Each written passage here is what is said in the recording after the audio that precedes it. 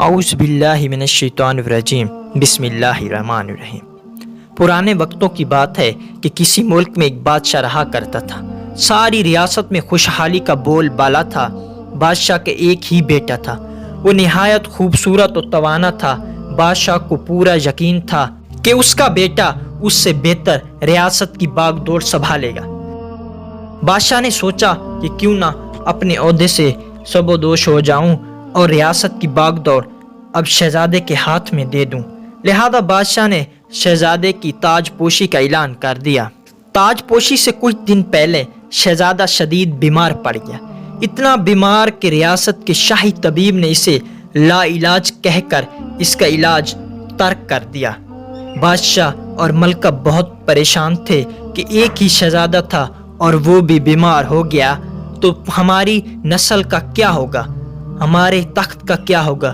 یوں ہی وہ لوگ پریشان رہنے لگے۔ ایک دن محل کے باہر سے فقیر کا گزر ہوا۔ وہ اونچی اونچی صدا لگا رہا تھا، کوئی کسی کا نہیں، سب خود غرض ہیں، کوئی کسی کا نہیں، سب خود غرض ہیں۔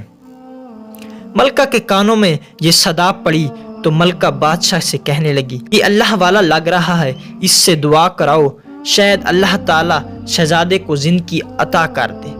بادشاہ نے فقیر کو محل کے اندر بلوایا اور اپنے شہزادے کی حالت سے آگاہ کر کے کہنے لگا، اس کے لیے دعا کرو تاکہ شہزادے کی جان بچ جائے۔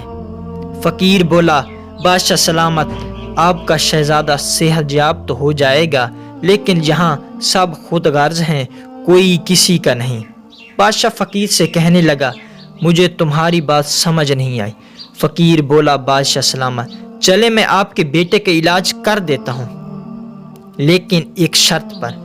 بادشاہ بولا، کیا مطلب؟ فقیر کہنے لگا، آپ ایسا کرو، ایک پاؤ میٹھے چاول پکواؤ اور ساری ریاست میں دعوت عام کا اعلان کروا دو۔ فقیر کی بات سن کر پہلے تو بادشاہ سوچنے لگا کہ یہ کوئی دیوانہ لگتا ہے، لیکن پھر بادشاہ نے سوچا ہو سکتا ہے سچ میں کوئی اللہ والا ہو۔ لہذا بادشاہ نے محل میں ایک پاؤ چاول پکوائے اور دعوت عام کا اعلان کر دیا۔ بادشاہ کی دعوت کا سن کر تمام ریاست سے لوگ جوک در جوک محل پہنچ گئے۔ فقیر نے بادشاہ کے ہاتھ سے ایک پاؤ چاول لیے اور ایک آدمی سے کہنے لگا، یہ لو چاول کھا لو، لیکن ایک بات سن لو، بادشاہ کا بیٹا بیمار ہے، یہ چاول اس کے لیے پکوائے گئے ہیں، اگر تم چاول کھا لوگے تو تم مر جاؤ گے اور شہزادہ بچ جائے گا۔ وہ آدمی بولا، میں نہیں کھاتا، یہ چاول تم خود کھا لو۔ ایک ایک کر کے فقیر نے تمام لوگوں سے کہا، جو یہ چاول کھائے گا وہ مر جائے گا اور شہزادہ بچ جائے گا۔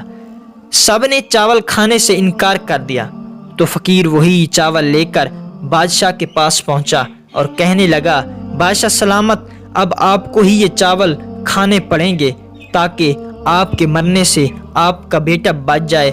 تو بادشاہ کچھ دیر خاموش رہا اور پھر بولا، ٹھیک ہے، پر پہلے مجھے ملکہ سے مشورہ کرنے دو۔